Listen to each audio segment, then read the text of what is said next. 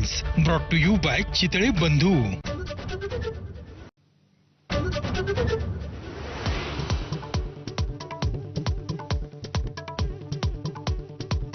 आक्षेपार्ह पोस्टमुळे 2 गटात निर्माण झालेल्या तणावानंतर पुण्यातल्या यवतमधील परिस्थिती नियंत्रणात, गावात जमावबंदी लागू, पोलिसांचा कडेकोट बंदोबस्त।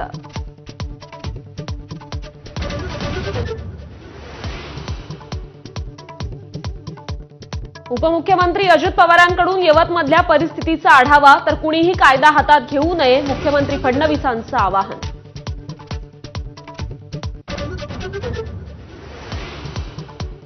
उपमुख्यमंत्री अजित पवारांचा आज रायगड दौरा, अनेक मोठे नेते राष्ट्रवादीत प्रवेश करणार, एकनाथ शिंदे आणि भरत गोगावलेंची चिंता वाढली।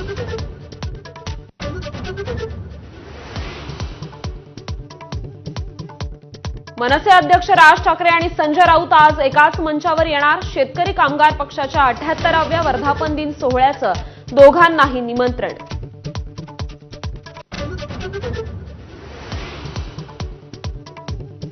कोल्हापूरच्या महादेवी हत्तीणीला परत आणण्यासाठीच्या स्वाक्षरी मोहिमेला 2 लाखांहून अधिक जणांचा पाठिंबा, तर नांदणी मठाच्या मठाधिपतींची वनतारा प्रशासनाशी सकारात्मक चर्चा।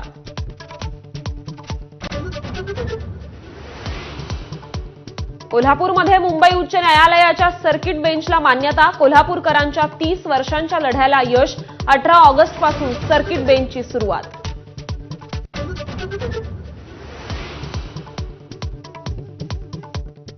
अमरावती शहर हादरलं, राहत्या घरात महिला पोलीस कर्मचाऱ्याची हत्या, गळा दाबून हत्या झाल्याचा पोलिसांना संशय, कारण अस्पष्ट।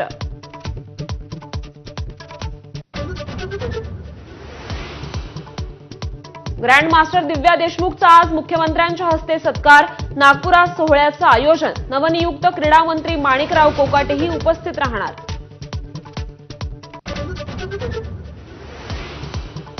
71व्या राष्ट्रीय पुरस्काराची घोषणा, शाहरुख खानला सर्वोत्कृष्ट अभिनेत्याचा पुरस्कार, श्यामची आई सर्वोत्कृष्ट मराठी चित्रपट, तर नाळ 2 सर्वोत्कृष्ट बाल चित्रपट।